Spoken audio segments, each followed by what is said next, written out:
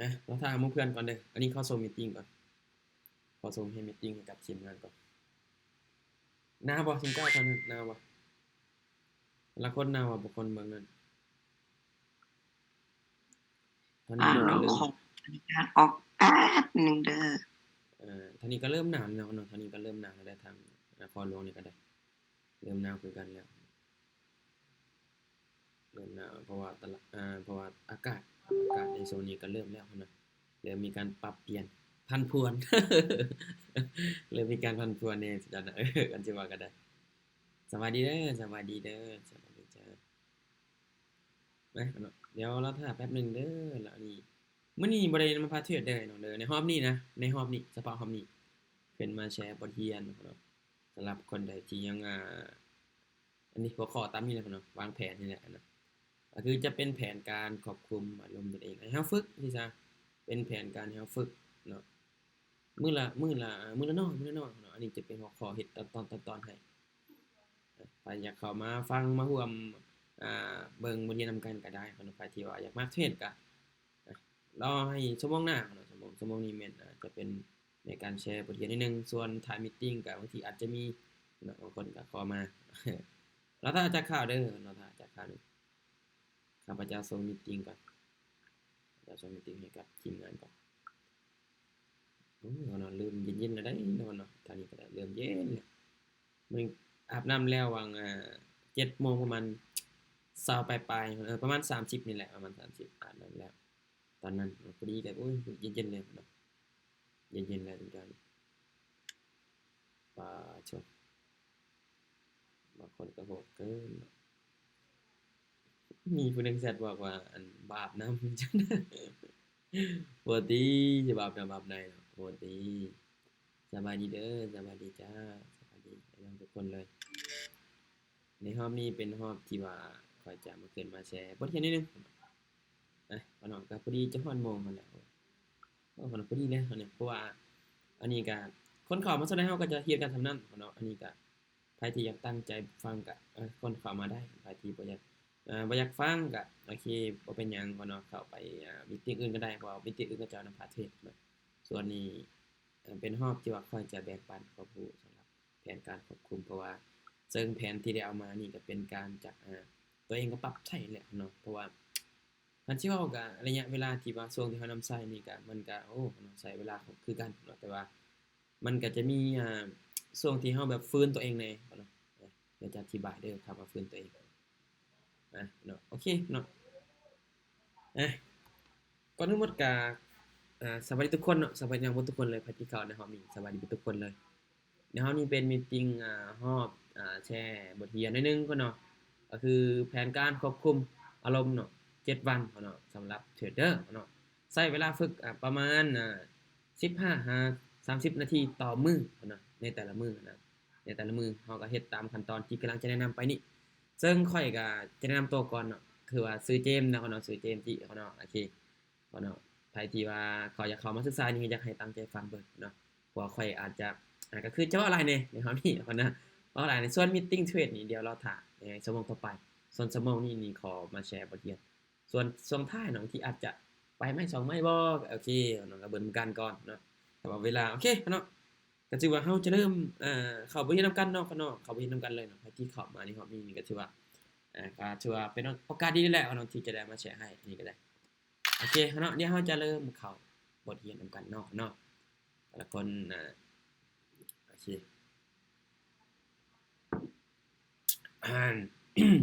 สำหรับแผนการเนาะอันนี้นี่จะเป็นบทเรียนของข้อยที่ได้แต่งขึ้นมาแล้วสินำใส่มาสำหรับเนาะแผนการนี่จะเป็นแผนการอันนี้เนาะควบคุมอารมณ์ตัวเองเนาะภายใน7มื้อตามหัวข้อเลยเนาะใช้เวลาฝึกประมาณ1530นาทีต่อมื้อเนาะซึ่งมื้อนี้ก็ถือว่ามีโอกาสดีที่ได้ขึ้นมาแชร์ให้เนาะบทเรียนเนาะเดี๋ยวจะส่งไปนำหลังก่อนเนาะมาเดี๋ยวจะมาเข้าหัวข้อแรกนำกันเนาะไอ้น้องเนาะมาเข้าหัวข้อแรกนำกันเด้อเดี๋ยวเราจะมาเข้าหัวข้อแรกนำกันซึ่งหัวข้อตัวนี้เนาะพี่น้องนี่ซึ่งหัวข้อนี้ก็คืออ่านี่พี่น้องมันจะก็คือเข้ามาหมดแล้วเนาะเข้ามาหมดแล้วเนาะอันนี้จะเริ่มแล้วได้นี่เข้าหมดแล้วโอเคพี่น้องฮอดโมงกันแล้วเราก็จะเริ่มแล้วพุ่นเด้อบ่ได้รอท่าไผได้บัดนี้เจ้ามาพี่น้อง หัวข้อนี้ก็ ถ้า คือ ไผก็ ฮะ มาแล้ว จะได้ก็ ไม่เท่ามาแล้ว ไม่เท่ามาแล้ว โอเคเนาะโอเคมา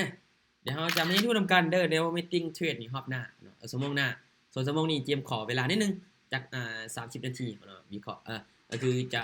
นำพาแชร์บทเรียนนี่แหละเนาะโอเคมามื้อที่1เด้อน้องเด้อมื้อที่1นี่อยากให้น้องเฮ็ดจังซี่เนาะเวลา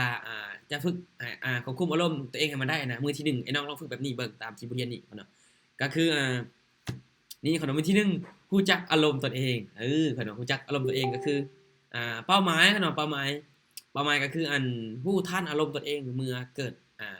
การเสียนะขนมเวลาเฮาเทรดเนาะขนมเวลาเทรดเฮาแล้วเวลาเทรดเสียปึ๊บขนมเฮาโจฮ้อนขนมเฮาโจฮ้อนแล้วเฮาก็คือหัวฮ้อนแล้วมันอยากแผนการที่ได้วางไว้มันก็บ่อยากคือเก่าได้ขนมมันอยากไปตามเลยมันจะไปตามอารมณ์ที่เดี๋ยวเฮาคิดนะคิดจังได๋ก็จะไปจังซั่นขนมก็คือเป้าหมายนี่อยากให้ไอ้น้องรู้ทันอารมณ์ตนเองนี่แหละเนาะเป้าหมายอารมณ์เด้อเนาะเป้าหมายที่อยากให้แนะนำให้กับไอ้น้องส่วนฝึกก็ต้องส่วนฝึกเด้อนี่จะเป็นตามหัวข้อที่ได้จะแชร์ไปประมาณนี้เด้อจดบันทึกตัวเนาะจดบันทึกลงไปว่ามื้อนี้เนาะมื้อนี้น่ะตนเองน่ะศึกษาอย่างใดเนาะศึกษาอย่างใดอย่างใดเมื่อเทรดเสียเนาะก็คือคันสิว่าก็เฮารู้สึกจังได๋แน่นะเนาะเฮาศึกษาเฮาได้หยังแน่เนาะเมื่อเฮาเทรดเสียแล้วเนาะหรือมื้อที่ตนเองน่ะได้มันรู้สึกจังได๋เนาะมันรู้สึกจังได๋สมเจ้าเนาะเวลาไอ้น้องผู้เชื่อไอ้น้องจดบันทึกก็ได้เนาะใส่เจียน่ะสมเจ้าผู้เจ้าจดเบิ่งใส่ปึ้มน่ะพวกเจ้าจดเบิ่งเด้อเวลาพวกเจ้าเสียเวลาพวกเจ้าได้เนาะพวกเจ้าจะมีความรู้สึกแบบใดไอ้น้องจู้แล้วมันจะแตกต่างเห็นบ่เนาะมันจะแตกต่างเด้เวลาพวกเจ้าเสียกับพวกเจ้าได้นี่เจมเชื่อว่าแต่ละคนน่ะคิดว่ามันจะแตกต่างเลยเนาะเวลาได้นี่เป็นจังได๋เนาะก่อนโอเคจดๆๆๆไปใส่เจียเนาะเวลาเสียเด้โอเคเป็นจังได๋จดๆๆๆใส่เจียเนาะเฮาจึงจะรู้วิธีฝึกได้สมเจ้าได้เฮาจะรู้วิธีฝึกได้ถ้าว่าเฮาบ่รู้ต้นปลายสาเหตุมันนี่ก็ยากเนาะที่เฮาจะได้ฝึกให้ตนเองไปฮอดแบบระดับผู้คันสิเว้าก็คันสิเว้าก็บ่ถึงขั้นว่าเซียนดอกก็คือระดับที่ว่าเอาตัวรอดได้สิซะในวงการนี้เนาะคือถ้าถามว่าข้อยใช้บ่ในปัจจุบันแน่นอนเนาะก่อนที่ข้อยจะมาแชร์ให้พวกเจ้าข้อยใช้มาก่อนแล้วเนาะซึ่งบทเรียนนี้ก็ถือว่าโอ้เนาะตามที่ได้ใช้มานี่อันนี้ก็ยังเฮ็ดบ่ทันได้หมดเทื่อดอกมันมีหลายเนาะมันมีหลายอันนี้จะย่อตัวสำคัญเนาะย่อตัวสำคัญลงมาได้เด้ออันที่1ก็คือเนี่ยคือข้อยเว้านั่นแหละจดบันทึกลงไปเนาะเมื่อตัวเองน่ะมื้อนี้เนาะตัวเองศึกษาไปฮอดไสแล้วเป็นจังได๋แน่เนาะเทรดเสียแล้วรู้สึกจังไดเนาะและเมื่อได้เด้เฮารู้สึกเป็นจังพวกเจ้าจดไปเนาะจดเจียจดเจียแล้วพวกเจ้าจะรู้วิธีแก้พวกเจ้าจะรู้ที่ไปที่มาของมันเนาะอันนี้อยากให้รู้ว่าการที่เฮาจดบันทึกนี่มันจะเป็นการแบบว่าเวลาเฮาบางคนอาจจะลืมเนาะบางคนอาจลืมเด้มื้อนี้เฮ็ดหยังไปแน่เฮาก็บ่ได้รู้เวลาเฮาลืมปึ๊บโอเคมื้อนี้เฮายังมีปึ้มอยู่มาทบทวนเบิ่งเห็นบ่เนาะเฮามาทบทวนเบิ่งแล้วเฮาจะรู้ว่าอันดับต่อไปเฮาจะเฮ็ดอิหยังต่อนะอันดับต่อไปเราจะเฮ็ดอิหยังต่อแล้วฝึกตัวใดต่อเนาะอันนี้จะแม่นบทเรียนที่จะแชร์ให้มื้อนี้เนาะและอันที่2เนาะก็คือตัวนี้ย่อหน้าที่2เนาะเขียนแบบนี้เนาะตัวนี้เด้อตัวนี้นี่บ่ไอ้น้องนี่คิดคือกันบ่แต่ว่าตัวเองใส่มานี่มันจะเป็นจังซี่สมมุติเด้อลองเขียนว่าเนาะอารมณ์มื้อนั้นเนาะอารมณ์มื้อนั้นเนาะเฮ็ดให้เจ้าน่ะคิดเฮ็ดให้เจ้าน่ะคิดหยังแน่หรือว่าอยากเฮ็ดหยังแน่ก็คืออย่างเช่นแบบนี้เนาะเมื่อที่เฮาเทรดเสียหรือว่าเทรดหยังหรือว่าเป็นความรู้สึกอันนั้นเป็นจังได๋นะเนาะอันนี้แบบนี้เขาจะทุกคนเด้อ ข้อยอาจจะเว้าไว้แน่สมมุติเด้อฟังทีเดียวก็เด้อก็อาจจะเว้าไว้แน่สมมุติเนาะลองเขียนว่าอารมณ์ลองเขียนสิเจียอะไรจังเนาะลองเขียนสิเจียเบิ่งว่าอารมณ์เนาะอารมณ์มื้อนั้นเนาะเฮ็ดให้เจ้าเนาะคิดหยังแน่เนาะหรือว่าอยากเฮ็ดหยังแน่อย่างเช่นเนาะเมื่อที่เจ้าเทรดเสียนะเนาะเมื่อที่เจ้าเทรดเสียนะเจ้าจะเฮ็ดหยังแน่ในมื้อนั้นเด้อเจ้าอยากเติมพอร์ตเข้ามาแก้แค้นคืนบ่เนาะจะเติมจะแก้แค้นตอนนั้นเลยบ่อันนี้อยากรู้ว่าแต่ละคนนี่คิดมันจะคิดจังซี่บ่คือข้อยเขียนลงมานี่บ่เนาะเจ้าจะแก้แค้นเจ้าจะเทรดแก้แค้นคืนบ่และอันที่2ก็คือตัวนี้เนาะเจ้าจะทดสอบเจ้าอยากแม่นทุกคนเนาะเจ้าอยากทดสอบใหม่หรือว่าอยากลองเทรดใหม่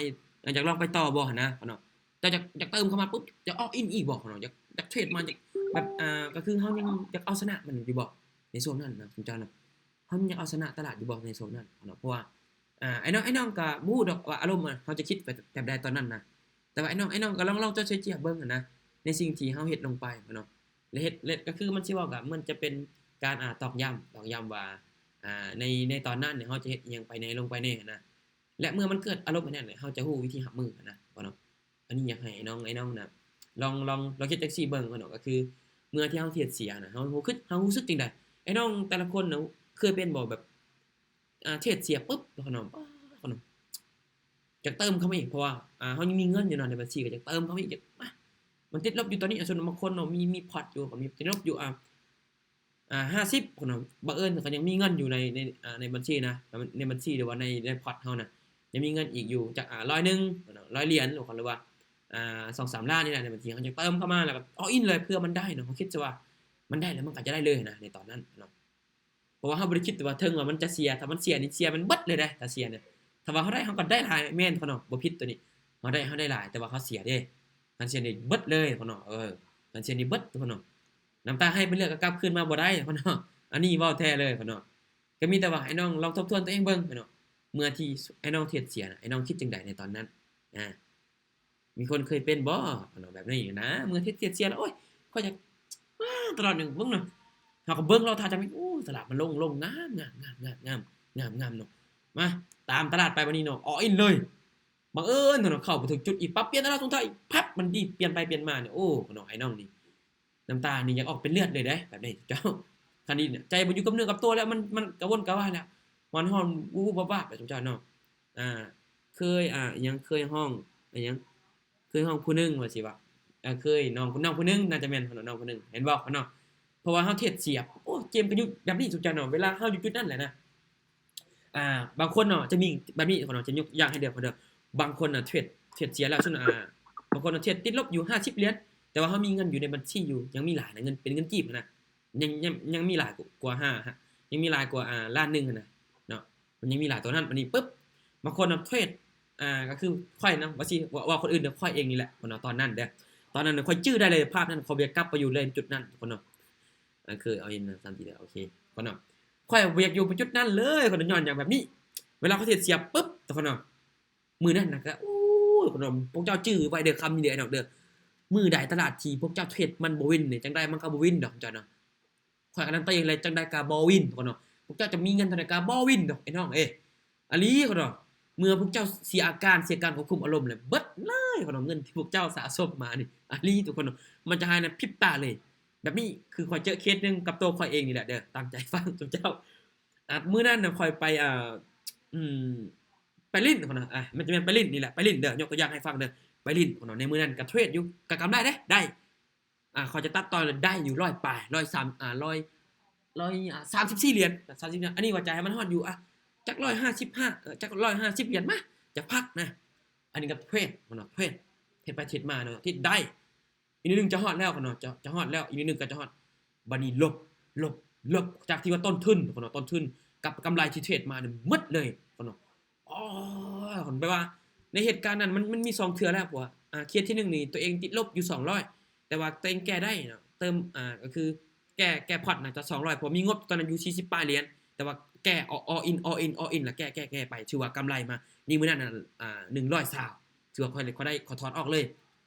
ตอนนั้นมันจะเป็นอีกมื้อทางหน้าก่อนนะมื้อทางหน้าแล้วส่วนมื้อถัดไปเนาะมันเวลาเฮาเทรดเนาะมันได้ใจอีกนะมันจะเอาหลายๆจุเจ้ามันเคยได้เนาะมันจะเอาหลายๆบัดนี้ตัวเองก็เทรดคือข้อยเว้าเบื้องต้นแหละลบพุ่นน่ะได้กำไรอยู่แต่บ่ถอนออกอย่าเอาให้มันฮอดเป้านะให้มันหลายๆนะมื้อนี้ลบจากที่ว่ากำไรอยู่100ปลายเหลือมาอยู่97เหรียญจือเด้อ97เทรดไปที่มันลบพุ่นน่ะข้อยก็เดินใหม่บ่ได้เดินใหม่น้อยเด้ข้อยเดินใหม่ใหญ่เด้ข้อยเดินใหม่นึงน่ะบ่ได้ว่าสิเดินใหม่น้อยเด้ลบจากที่ว่ากำไรอยู่100นึงถือว่าลบมาอยู่ที่50แล้วตอนนั้นเนาะก็ยังบ่ยอมแพ้เติมเข้ามาอีกเนาะบ่แม่นยังมีพอร์ตอยู่เอาออกมาจากกระเป๋า wallet นะออกมานะคลิกเงินออกมาปึ๊บตัวเองก็ใส่เลยพุ่นเนาะall in ป๊อดทุกคนแบบเฮาเติมเท่าน้อยนะเฮาเติมเท่าน้อยจากที่ว่าเฮามีพอร์ตอยู่กับเงินนั่นน่ะเงินในบัญชีของเฮาแล้วเฮาเติมเทื่อละล้านนึง2ล้านล้านนึง2ล้านล้านนึง2ล้านเนาะแล้วในมื้อนั้นก็ติดลบอยู่เกือบพันคนในมื้อนั้นก็บ่หลายเนาะบ่หลายปานใดเกือบพันประมาณ600ปลายๆตัวเองก็โอ้คิดได้ก็ใช้เกินไปก็บอกอันนี้แหละทุกคนเนาะเมื่อเฮาเกิดอาการหัวร้อนอารมณ์ร้อนมันจะเป็นจังซี่ความคิดของตอนนั้นนี่ข่อยเอาชนะตลาดข่อยอยากแก้แค้นตลาดข่อยใส่มันนั่นนะข่อยมึนแฮงนะสุดใจเนาะตอนนั้นเฮ็ดจังได๋ก็บ่วินโอ้ยทุกคนเนาะงึดแฮงพุ่นเนาะข่อยก็เลย โธ่แบบนี้ แบบนี้ได้อาการข่อยได้โธ่บัดนี้ว่ะมันคือสิเฮ็ดคักขนาดแท้อันนี้จน จะบ่พูดสิเว้าหยังเลย3-4มื้อข่อยจังฟื้นโตไอ้น้องเกือบข่อยตายแบบนี้ไอ้น้อง มันบทเรียนนี้คือสอนให้ข่อยรู้ว่าถ้าว่าเฮาบ่มีแผนการที่มันดีบ่กับความรู้เฮาแน่เนาะตายเนาะแล้วก็เทศบ่เป็นเสียสุขภาพจิตไปซื่อๆไอ้น้องเด้อไปที่เทศบ่เป็นจังซั่นเฮาก็ย้านโอ้มันเป็นจังได๋ในท้องนั่นในตับในไตเฮานี่ ซุมเจ้ามันเป็นแบบกระวนกระวายบ่ฮู้สิเว้ามันแบบคือออกฮ้อนออกร้นนี่ในเวลาเฮาเสียไปน่ะในมื้อนั้นน่ะมื้อเดียวน่ะข่อยสะสมมาความมันด้นน่ะเสียมื้อเดียวน่ะแป๊บเดียวเขาเนาะบ่ตัวเองก็บ่ฮู้สิเว้าหยังเลยนะอันนี้เงียบกิ๊บเลยเนาะเขาเนาะบ่เว้ากับไผเลย 3-4 มื้อบ่ออกห้องนะอยู่แต่ในห้องเขาเนาะแล้วก็เฮ็ดมะลักปักแป๊กเท่านั้นเฮ็ดใหม่พอดีก็ เพราะว่าเคยเจอหลายเทื่อแล้วเด้อันนี้ก็เจอแล้วเด้บัดนี้เจอแล้วเขาเนาะบัดนี้ก็อันนี้เป็นเคสที่ค่อยจื้อเลยเขาเนาะอันนี้อยากแนะนำให้กับไอ้น้องเด้ออันนี้อยากย้ำให้กับไอ้น้องเด้อเมื่อที่พวกเจ้าเทศเสียแล้ว เนาะบ่ต้องคิดว่าจะแก้คืนเด้อบ่ต้องคิดว่าจะเอาคืนได้เลยในมื้อนั้นในตอนนั้น ในทางที่แบบว่ามันเป็นในทางที่ว่าเฮาอยากคันสิว่าก็โอ้อยากแก้ละแก้บัดเดียวคนเฮาอาจจะมักง่ายแน่นอนแม่นอยู่เด้มันกดซื้อมันกดขายมันง่ายเด้เขาเนาะคันวินก็วินคันเฮาคันว่าคันเฮาได้เฮาก็ได้นะคันว่าบางคนจะคิดไปในทางที่มันได้เขาเนาะบางคนบ่ได้คิดได้ไปในทางที่มันเสียคนส่วนหลายแต่ซั่นเขาเนาะเพราะเฮาจะคิดแต่ว่าในหัวเฮานี่วินเอานี่คันได้นี่หยุดแน่คันได้นี่หยุดเนาะคันได้นี่หยุดบ่หยุดจักเทื่อเบิดเขาเนาะโอ้อันนี้อยากจำให้กับไอ้น้องเลยเด้อคนเด้ออันนี้ไอ้น้องก็ลองไปฝึกเบิ่งก่อนเนาะมื้อที่1มื้อที่1อยากให้ฝึกจังซี่เนาะมื้อที่1เด้อฝึกก็คือรู้จักอารมณ์ตนเองให้มันดีก่อนเนาะค่อยๆฝึกค่อยๆเรียนรู้ไปเนาะแล้วก็จดบันทึกแล้วก็จะรู้ที่ไปที่มาของมันเด้อก็คือตามภาพนั่นแหละคนเนาะก็คือกับอุณหภูมินั่นแหละคนเนาะเมื่อเฮารู้ว่าช่วงมื้อนี้ฝนจะตกเนาะคนเฮาก็รู้แล้วเด้ว่ามันกำลังจะมาเฮาก็เตรียมเครื่องเตรียมของรับมือคนเนาะคือกันแล้วคนเฮาก็เมื่อเฮารู้ว่าโตเฮามันจะเป็นจังซี่เฮารู้ทันว่าอารมณ์เฮาเป็นจังซี่เฮาก็เตรียมรับมือกับมันนั่นแหละคนเนาะแม่นบ่คนเนาะเฮาเตรียมรับมือมันด้วยเมื่อเฮารู้นะคนเนาะโอเคคนเนาะอันนี้จะเป็นหัวข้อที่1เด้อมื้อที่1ให้เฮาฝึกรู้จักอารมณ์ตนเองก่อนเด้อเนาะเด้อมื้อที่1เดี๋ยวเราจะไปหัวข้อเด้อโมเมนต์คนเนาะเข้าเคสที่2คนเนาะเคสที่2เด้อเคสที่2ก็ประมาณนี้คนเนาะนี่คนเนาะสิ่งตัวนี้มันอาจจะเป็นไปได้ยากคนเนาะสำหรับคนที่เฮ็ดบ่ทันได้นะแต่ว่าก็คือคันเขาถามว่าเขาเฮ็ดได้บ่ในแต่ละมื้อนี่ต้องเฮ็ดคนเนาะแต่ว่ามันบ่ได้เสมอไปคนเนาะเพราะว่ามันเป็นอีหยังที่แบบว่าคนส่วนน้อยนี่เฮ็ดยากคนส่วนน้อยนี่เฮ็ดยากมื้อที่2ก็คือฝึกหายใจแบบมีสติคนเนาะแบบมีสตินั่นแหละคนมีสติคนเนาะก็คือเป้าหมายคำว่าหัวข้อนี้คำว่าหัวข้อตัวนี้คนเนาะคำว่าหัวข้อนี้ฝึกหายใจแบบมีสติมีก็คือเป้าหมายมันก็บ่งบอกว่าเป้าหมายก็คืออยากให้เฮ็ดให้เฮาสภาพจิตใจของเฮานะคนเนาะเฮ็ดให้สภาพเฮ็ดให้สภาพจิตใจของเฮานั้นสงบนิ่งคนเนาะเมื่อเฮาเกิดความเคร่งตึงนะเฮาจะรู้วิธีรับมือกับมันเนาะอันนี้ย้ำให้กับไอ้น้องเลยอันนี้นี่ถ้าว่าไอ้น้องเฮ็ดได้นี่โอ้ทุกคนซุมเจ้าเนาะแต่ว่าก็ยากสุดเนาะคนที่จะเฮ็ดแต่ว่าตามที่ตัวเองได้เฮ็ดนี่คนเนาะมันก็ถ้าถามว่ามันใช้ได้ผลบ่คนเนาะถ้าถามว่ามันใช้ได้ผลเนาะเนี่ยครับตัวเขาเองนี่มันได้ผลคนเนาะแต่ว่า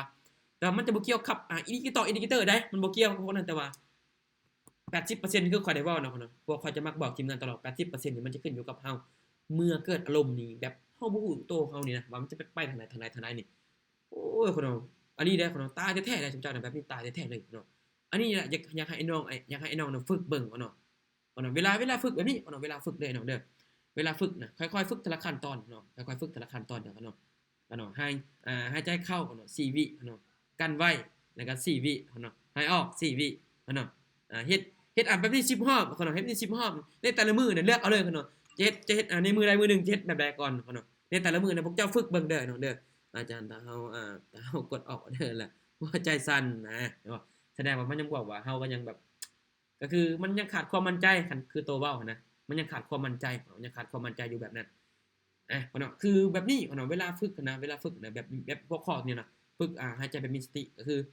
เวลาไอ้น้องน่ะหายใจเข้าเนาะมือหายใจออกหายใจเข้านะ4วิสูดเข้าแห้งเนาะ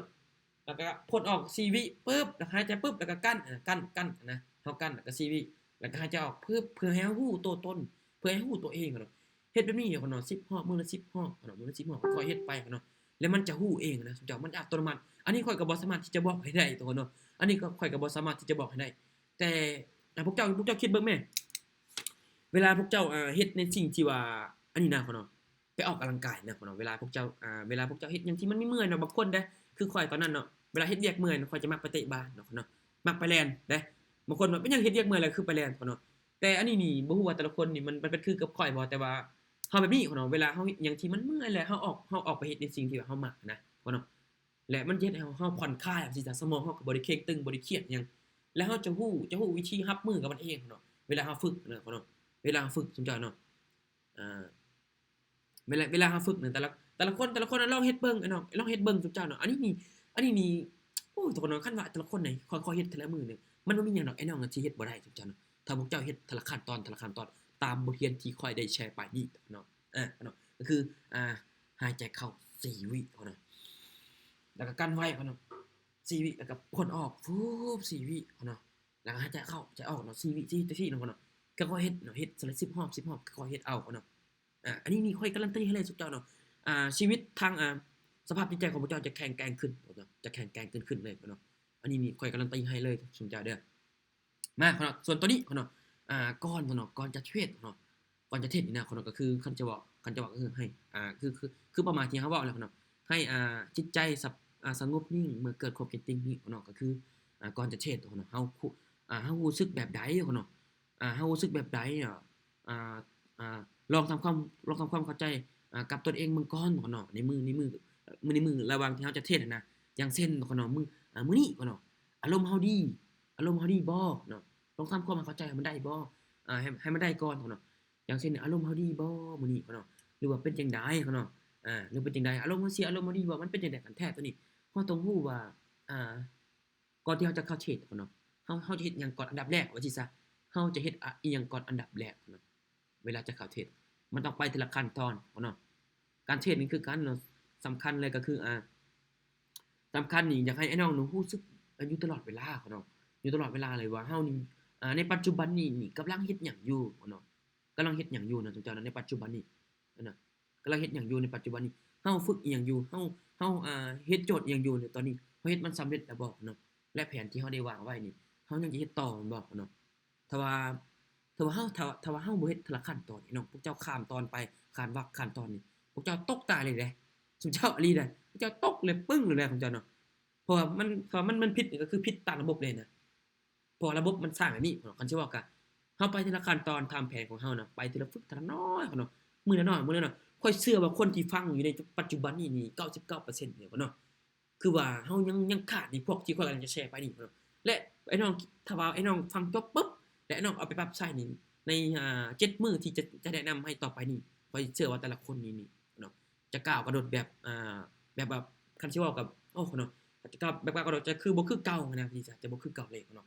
แบบนี้เนาะเวลาไอ้น้องเวลาจะเฮ็ดจะเข้าเทรนนะอยากให้เฮ็ดจังซี่เลยเนาะให้เฮานี่ทำความเข้าใจกับตัวเองก่อนนะสุดยอดเนาะแล้วเฮาก็ค่อยๆเรียนไปเรียนรู้ไปมื้อละน้อยเนาะมื้อละน้อยค่อยฝึกไปแต่ละขั้นตอนเนาะสำคัญก็คือเวลาเฮาเทรนนะเนาะสำคัญก็คือ จุดที่เฮาจะเทรดนะจุดที่เฮาก่อนที่เฮาจะเข้าออกจะเข้าตลาดเทรดน่ะไอ้น้องในมื้อนั้นไอ้น้องวางแผนปึ๊บแล้วมาเบิ่งตลาดคืนมาเบิ่งตัวเฮาเองคืนอีกนี่มื้อนั้นนี่เฮารู้สึกจังได๋และเป็นจังได๋ว่าเนาะคนรอบข้างหรือว่าอารมณ์ในตอนนั้นมีผลกระทบต่อการเทรดของเฮาแหน่บ่ได้ผมจะย่อแอ้กับมันได้เนาะอันนี้การันตีให้เลยท่านเจ้าเนาะอันนี้การันตีให้เลยท่านเจ้าเพราะว่าสัญญาณเช่นจะสิเข้ามา อ๋ออันนี้เป็นมีตติงแชร์เด้อมีตติงแชร์บทเรียนให้เนาะนะแล้วก็เดี๋ยวเราจะไปต่อเพื่อเป็นการศึกษาเสียเวลาเนาะเพราะว่าไผบ่เข้าใจแม่นให้ถามสุดท้ายคืนเด้อเนาะเด้ออันนี้เป็นมื้อที่2ให้ฝึกแบบนี้เนาะหายใจเข้าให้ออกแบบมีสติค่อยๆฝึกเอาเนาะบ่เห็นผลลัพธ์ในมื้อนี้คนในครั้งหน้านี่มันก็จะอาจจะเห็นเนาะถ้าว่าเฮาบ่หยุดฝึกได้เนาะนะโอเคเนาะเดี๋ยวเราจะเข้าในหัวข้อนี้เนาะหัวข้อนี้เด้อเราเข้าหัวข้อนั้นแล้วปึ๊บเนาะเฮาเข้าหัวข้อนี้เลยทุกท่านเด้อ พวกข้อนี้แม่นมื้อที่3พ่อเนาะมื้อที่3ให้ไอ้น้องฝึกแบบนี้พ่อเนาะมื้อที่3แม่นกำหนดพ่อเนาะแม่นกำหนดกำหนดขอบเขตความเสี่ยงข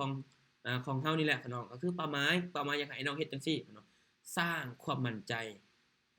ในการจัดการความเสี่ยงพ่อเนาะก็คือเป้าหมายมันอยากให้เฮานี่มีความเข้มแข็งมีความมั่นใจขึ้นหลายขึ้นพ่อเนาะในการจัดการความเสี่ยงในการบริหารความเสี่ยงให้เฮานี่อยากมีแบบ ก็คืออยากให้เฮาเข้าใจขอบเขตสิซะพวกเจ้าวางแผนจังใดแล้วพวกเจ้าก็ค่อยๆฝึกค่อยๆเฮ็ดตามมันเนาะนี่ทุกคนเนาะคือเนื้อในคันสิเว้าก็นี่เฮามาขยายความจังซี่ทุกคนเนาะเวลาจะเทศน์ทุกคนเนาะเวลาจะเทศน์เด้อเด้อเวลาจะเทศน์ปึ๊บเนาะนี่ก็คือวงกี้เนาะมือที่2เนาะมือที่3มาต่อกันนี่กำหนดจุด stop loss ให้กับตัวเองเนาะเทคแล้วก็และเนาะ take profit ก็คือกำไรเป้าได้เป้าเสียของเฮาเนาะก่อนเขาเทรดทุกครั้งเนาะไอ้น้องต้องฝึกไอ้น้องต้องคันสิว่าเนาะเฮาต้องจัดการให้มันเป็นระบบระเบียบวินัยได้เจ้าได้เวลาจะเทรดนะตั้งให้มันชัดเจนเนาะขาดทุนก็ขาดให้มันชัดเจนเนาะกำไรก็เอาให้มันชัดเจนเลยเนาะและเนาะเมื่อที่เทรดเสียเนาะมีแต่เทรดเสียนี่เนาะอย่าให้เกินเนาะอย่าให้เกิน 3% หรือว่า 30% ของพอร์ตต่อออเดอร์ที่ออกไปนะเนาะเข้าใจบ่เนาะของพอร์ตต่อออเดอร์ที่ออกไปเนาะยกตัวอย่างให้อันนี้เนาะยกตัวอย่างงบ10เหรียญเนาะงบ10เหรียญนี่เนาะเนาะในเฮาสมมุติว่าเฮาออกเนาะงบ10เหรียญไอ้น้องก็ไปคูณเบิ่งว่ามันจะถึงจักเหรียญเนาะถ้าว่าเฮาเสียนะก็บ่ให้เสียหลายเนาะต่อออเดอร์นะในต่อออเดอร์ในแต่ละครั้งนะต่อออเดอร์อย่างส่วนงบ10เหรียญพวกเจ้าออกไปปึ๊บเนาะพวกเจ้าเสียเนาะบ่ให้เกิน20% เนาะ 30% ต่อออเดอร์ต่อ1ออเดอร์ที่ออกไปนะไอ้น้องก็ไปคูณเบิ่งมันตกจักเหรียญคันต้นทุน10คันมาคูณเบิ่งให้ 20% ก็ตกอยู่ประมาณ2เหรียญเท่านั้นประมาณเนาะต่อออเดอร์เนาะต่อออเดอร์ก็บ่ให้เกิน2เหรียญว่าซี่ซะยกตัวอย่างให้เด้อไอ้นี่เนาะอันนี้คือกันเนาะงบ50คือกันเนาะงบ50งบละ1ก็คือกันอย่าให้เกินหลายผมจ้าเนาะเวลาเสียก็อย่าให้มันเกินอย่าให้มันโพดหลายจ้าเนาะเวลาเสียนี่ก็เสียหนักหลายเด้เห็นแต่ละคนเทรดนะงบที่เอามาเนี่ยเวลาเสียนี่ก็อุ้ยเนาะบ่ให้เว้าเลยจนพอตแตกก็มีเนาะอันนี้นี่เฮามันบ่บอกว่าเฮาบ่ได้ตั้งกำหนดจุด stop loss ให้กับตัวเองหรือว่ากำไรที่เฮาสำหรับกำไรที่เฮาได้ตั้งไว้ที่ก่อนจะเทรดน่ะเฮาก็บ่ได้ตั้งซ้ำบางคนก็ตั้งก็บ่เฮ็ดเนาะอันนี้มันเกิดจากหยังมันเกิดจากการเฮาบ่ได้ฝึกซ้อมบ่มันเกิดจากการเฮาบ่ได้ตั้งใจที่จะเฮ็ดแบบนี้อยู่แล้วบ่มันเกิดจากการเฮาบ่ได้เอาใจใส่กับมันอยู่บ่หรือว่าเฮายังขาดวินัยในการฝึกซ้อมอยู่เนาะซึ่งบางคนนี่เข้ามาเทรดเสียเงินไปหลายๆออกไปเสียเงินไปหลายออกไปอันนี้เจมส์บ่อยากเห็นเลยจะแบบนี้บ่อยากเห็นจังเนาะอันนี้บ่อยากเห็นเลยเพราะว่าอันนี้เคยอยู่จุดนั้นเนาะก็เลยแบบว่าจะให้น้องนี่จักตั้งใจกับมันจักตั้งมาแน่พ่อเนาะลองเบิ่งแน่น้องเจ้านะตั้งใจกับมันแท้ๆเบิ่งเจ้าเนาะอย่าเอาแอ้แม่นคนเฮ็ดหยังอย่าเอาแอ้เจ้าเนาะตั้งใจกับมันเบิ่งเนาะเวลาเทรดน่ะอย่าคิดว่าเทรดปึ๊บเนาะอย่าวางแต่ผลกำไรเนาะมาอิงใส่ความรู้เฮานี่นะเนาะมันจะสามารถคิดเบิ่งว่าในข้างหน้ามันจะอยู่รอดได้บ่ความรู้ที่เฮามีนะเดี๋ยวมันเขาพูดซ้ำนี้ปึ๊บจะหยุดแล้วบ่อยากศึกษาแล้วมันจะเข้ามาเทรดเติมเงินเข้ามาเทรดบัญชีทดลองนี่จักซ่อมจักบ่ไอ้น้องแต่ละคนน่ะเว้าแท้เจ้าพวกเจ้าซ่อมอยู่บ่อันนี้นี่อยากอันนี้ 99% นี่บ่ได้ซ่อมนะแต่ละคนนี่คิดว่าอันนี้ได้อันนี้นี่บางคนบ่ได้ซ่อมซ้ำมีแต่ที่เห็นบางคนเนาะอันนี้บางคนเนาะเฮ็ดเวียกประจำปึ๊บเนาะบางคนได้เงินมาเด้คนได้เงินปึ๊บเฮาจะเติมพอร์ตเข้ามาเทรดเลยเนาะอันนี้ก็บ่ผิดตัวคนเนาะแล้วแต่สิน้องแต่ว่าก่อนเฮ็ดหยังก็ให้เอาทดสอบเบิ่งก่อนให้ดูเบิ่งก่อนเนาะความรู้สึกมันก็บ่ได้แตกกันบ่ได้แตกต่างกันอีหยังหลายเนาะเรียนก็เรียนคือกันอินดิเคเตอร์คือกันเวลาเทรดก็อยากให้กำหนดตั้งเป้าหมายให้มันชัดเจนเขียนจดเจียบบันทึกคักแน่เนาะเป็นเฮาเป็นบัญชีให้ตัวเองเลยเนาะบ่มีคนอื่นบ่ได้เป็นบัญชีให้เฮาก็เป็นบัญชีให้ตัวเองบัญชีให้ตัวเองก็คือจดเนาะบันทึกจดแต้มแผนการเฮาเฮ็ดหยังก็สุดแล้วแต่เฮาแต่มันคักแน่เนาะแล้วก็มาแก้ไขเนาะนี่คนเนาะอันนี้คือข่อยเว้าแหละคนเนาะนี่ให้จดว่าเมื่อมีแผนชัดเจนแล้วเนาะมีแผนที่ชัดเจนแล้วเนาะเจ้ารู้สึกจังใดแน่เมื่อที่เฮามีแผนชัดเจนแล้วนะเนาะมันแตกต่างกันจังใดเนาะแล้วทบทวนขึ้นเนาะมันแตกต่างกันบ่ก่อนที่เฮามีแผนกับบ่มีแผนที่เฮาเทรดนะมันแตกต่างกันจังใดเนาะมันแตกต่างกันหลายปานใดเนาะอันนี้อยากให้ไอ้น้องลองเบิ่งเนาะเห็นบ่เนาะแต่ละหัวข้อนี่คำว่าจดว่าแต้มนี่มันบ่ได้ขาดหายไปไสได้ยังมีอยู่แต่ละหัวข้อแต่ละเรื่องในเนาะมันยังมีอยู่เพราะฉะนั้นเนาะสิ่งสำคัญก็คือเฮ็ดลงไปแล้วเฮาก็ต้องจื้อบ่ได้คันว่าบ่จื้อก็จดเนาะจดสำคัญที่สุดแล้วเนาะมือสัมผัสเนาะมือสัมผัสและอ่านมันเนาะแล้วก็แก้แบบเป็นเวียกบ้านนึงเลยนะเวียกก็สามารถเวียกบ้านที่ให้ไปแล้วเฮาต้องเฮ็ดให้มันได้ถ้าเฮ็ดบ่ได้คือเซ็งตกตกห้องขึ้นบ่ได้เนาะสอบผ่านก็บ่ได้อีกเนาะเห็นบ่เนาะพวกเจ้าเฮ็ดแบบนี้เบิ่งเนาะพวกเจ้าจะรู้สึกแตกต่างแล้วนะเนาะอีหลีทุกเจ้าเนาะแล้วเจ้าจะรู้สึกที่แล้วเจ้าเจ้าจะรู้สึกเลยเนาะมันรู้สึกว่ามันเจ้าจะรู้ที่ไปที่มาของมันว่าซี่ซะพวกเจ้าจะรู้ที่ไปที่มาของมันว่าเฮาต้องปรับปรุงจุดนี้ต้องเฮ็ดจังซี่เด้อเพื่ออยู่รอดและพวกเจ้าเฮ็ดไปมื้อละน้อยเนาะ มื้อละน้อยเนี่ยชีวิตพวกเจ้านี่มันจะดีขึ้นเนี่ยมื้อละ1%ละ1% 1% 1%แต่มันจะบ่เห็นแบบว่าตามที่เราคาดหวังแต่มันจะเห็นมื้อละน้อยละน้อยละน้อยซึ่งมันเกิดให้เราบ่พอใจซึ่งมันเกิดให้เราบ่พอใจแน่นอนเนาะคนเรานี่มันก็อยากได้สำเร็จในมื้อนั้นเลยเนาะอันนี้เข้าใจเลยแหละเนาะมันอยากสำเร็จในมื้อนั้นเลยทุกคนเนาะโอ๊ยเนาะแต่อันนี้ทุกคนเนาะมันต้องใช้เวลาต่อเนาะคนเนาะอันนี้เป็นมื้อที่3ให้ฝึกการกำหนดขอบเขตความเสี่ยงของตัวเองนี่แหละเนาะก็คือสร้างความมั่นใจให้กับตัวเองให้หลายขึ้นเนาะเวลาเฮ็ดหยังก็ได้โอเคมาเดี๋ยวเราเข้ามื้อที่4ก่อนเนาะมื้อที่4ทุกคนเนาะมื้อที่4เข้าสู่สภาวะมื้อที่4แล้วเนาะมื้อที่4นี้เนาะเนาะมื้อที่4ทบทวนการเสียอันสิว่าการเทรดเสียของเฮานี่แหละเนาะในสิ่งที่เราเฮ็ดไปน่ะทบทวนเบิ่งเนาะทบทวนเบิ่งเลยเนาะเป้าหมายก็คืออยากให้ไอ้น้องได้ค่อยได้เรียนรู้จากความผิดพลาดของตนเองแทนที่เฮาจะไปโทษนั่นโทษนี่เนาะอย่าไปโทษอันนั้นอันนี้คุณเจ้าเนาะมาเบิ่งตัวเฮานี่คันสิเว้านี่เกือบ 100% น่ะได้สิ่งที่เฮาเฮ็ดไปนะเนาะคันว่าตลาดมันดีก็อาจจะเบิ่งอีกมุมนึงเนาะเพราะว่าตลาดในช่วงนั้นมันอาจจะกีฬาในเมื่อเฮาฮู้แล้วเนาะในตอนนั้นเนาะนั่นแหละเฮาจะควรเฮ็ดจังได๋เนาะจะเทรดต่อบ่หรือว่าหยุดเนาะเห็นเด้มันก็ยังขึ้นอยู่กับเฮาเนาะอันนี้แหละอยากให้ไอ้น้องเป้าหมายนี้อยากให้เรียนรู้จากความผิดพลาดของตัวเองเนาะแทนที่จะไปโทษนั่นโทษนี่เด้อเด้อเมื่อเวลาฝึกเนาะมานี่เนาะเมื่อเวลาฝึกนี่เนาะนี่เห็นบ่เนาะก็ยังมีคือเก่าเนาะคำว่าจดบันทึกนะออเดอร์ที่เสียไปเนาะพร้อมบอกสาเหตุเนาะมือออเดอร์ที่พวกเจ้าออกไปน่ะพวกเจ้าจดซุนะพวกเจ้าซุนะพวกเจ้าวิเคราะห์อยู่ตลาดนี่เนาะวิเคราะห์สุดแล้วก็กดออกออเดอร์แล้วปั๊กกดออกออเดอร์โอเคเฮามาวิเคราะห์ในหัวบ่นี่วิเคราะห์ว่าโอ้นี่ออกไปโอ้เนื่องจากมันตรงกับอินดิเคเตอร์บ่จดมันตรงอินดิเคเตอร์ตามนั้นแนวต้านบ่มันเข้ากับแผนค่อยบ่จดเนาะจดพร้อมบอกสาเหตุอีกสมเจ้าเนาะหลังจากที่เฮาเทรดออเดอร์นั้นวินแล้วนะสมเจ้าเนาะแล้วพวกเจ้ามาทำความเข้าใจกับมันจดมันก่อนอย่าฟ้าวเก็บกำไรเลยตอนนั้นพวกเจ้ามาเบิ่งก่อนว่าในช่วงนั้นแนวเข้านี่ย้อนหยังต้องเฮ็ดเวียกบ้านหนักอีหลีสมเจ้าต้องเฮ็ดเวียกบ้านอย่างแท้จริงกับมันเลยเนาะอันนี้พร้อมคือค่อยจักบอกว่าให้จดแล้วก็บอกสาเหตุมันเนาะอย่างเช่นแบบนี้เนาะเสียตลาดเสียย้อนตลาดสวิงบ่เนาะหรือว่าเทรดหรือว่าเสียย้อนเฮาบ่เฮ็ดตามแผนบ่เนาะเข้าบ่ถึกจังหวะบ่เนาะให้จดบันทึกไว้เนาะว่ามันจดบันทึกไว้เลยเนาะมันเป็นสิ่งสำคัญหลายเด้ตัวนี้นะเนาะเมื่อเฮาบ่ฮู้ต้นปลายสาเหตุแน่นอนเฮาก็บ่ฮู้วิธีจะแก้เนาะพวกเจ้าลองเฮ็ดแบบนี้เบิ่งโลดเนาะแล้วพวกเจ้าจะฮู้ว่าอินดิเคเตอร์ตัวนั้นน่ะมันใช้มันและพวกเจ้าจะฮู้ว่าอินดิเคเตอร์ตัวนั้นน่ะมันจะใช้แบบใดและตลาดตัวนั้นมันจะกลับโตบ่หรือมันจะเป็นจังได๋แล้วพวกเจ้าจะฮู้ว่าในจุดนั้นเฮาเคยเข้าแล้วเฮามาเบิ่งว่าในออเดอร์นั้นน่ะเฮามาลองเทรดเบิ่งอีกมาศึกษาเบิ่งขึ้นอีกเฮาจดแต้มเนาะคักในอีกเนาะเฮ็ดรายละเอียดพร้อมเนาะบอกเสร็จคิดหน้าแต่ละขั้นตอนแต่ละขั้นตอนนี่เฮ็ดจังได๋ก็ได้ให้ตนเองได้จื้อคนในออเดอร์ที่พร้อมบอกเสร็จแล้วพวกเจ้ามาเฮ็ดเวียกบ้านขึ้นบัดนี้มาทดลองเทรดอีกบัดนี้มาเบิ่งก่อนเนาะและมันวินย้อนอีหยังแล้วมันพลาดย้อนหยังตลาดมันสวิงบ่แล้วเฮาไปเบิ่งขึ้นอีกแล้วมันเป็นมันเกี่ยวกับตลาดในโมงนั้นบ่เนาะหรือมันเกี่ยวกับเฮานี่เนาะเฮาเข้าบ่ถึกบ่หรือถ้าถามว่าเฮาเข้าถึกบ่ถึกอันนี้เฮาก็ต้องไปศึกษาเอาขึ้นส่วนนี้เด้อไอ้น้องเฮาไปศึกษาเอาขึ้นซุมเจ้าอันนี้นี่เขาเนาะเห็นบ่ก็ยังมีอุปพลคือเก่าเนาะเขียนบทเรียนบทเรียน1อย่างแต่งพวกเจ้าแต่งบทเรียนเป็นของพวกเจ้าเองเลยซุมเจ้าเด้อในตอนนั้นน่ะพวกเจ้าแต่งจับจดเขียนน่ะพวกเจ้าจะฮู้เลยพวกเจ้าเนาะพวกเจ้าจะฮู้ว่าแบบในถัดไปนะเฮาจะเฮ็ดจังได๋แน่และบทเรียนที่ได้เขียนออกไปโดยตนเองนี่มันจะสำคัญกับพวกเจ้าหลายเลยเนาะเมื่อเฮาฮู้แล้วเด้เมื่อฮู้อันนี้อยากให้เขียนเป็นบทเรียนเลยเนาะอย่างที่ได้ก็คือเขียนบทเรียน1อย่างเนาะที่ได้จากมันก็คือจากการเทรดนั่นแหละเนาะที่เฮาเสียแล้วเฮาได้เฮาเขียนไปอย่างเช่นแบบนี้เนาะข้อได้กำไรมื้อนี้ย้อนอีหยังเนาะข้อยเฮ็ดจังได๋เนาะคิดเบิ่งเนาะและจุดที่ข้อยเทรดได้น่ะเป็นย้อนอีหยังวะพวกเจ้าลองคิดจังซี่พวกเจ้ามาตั้งคำถามกับตัวเองนะคุณเจ้าเนาะและเนาะย้อนหยังเนาะข้อยได้กำไรหลาย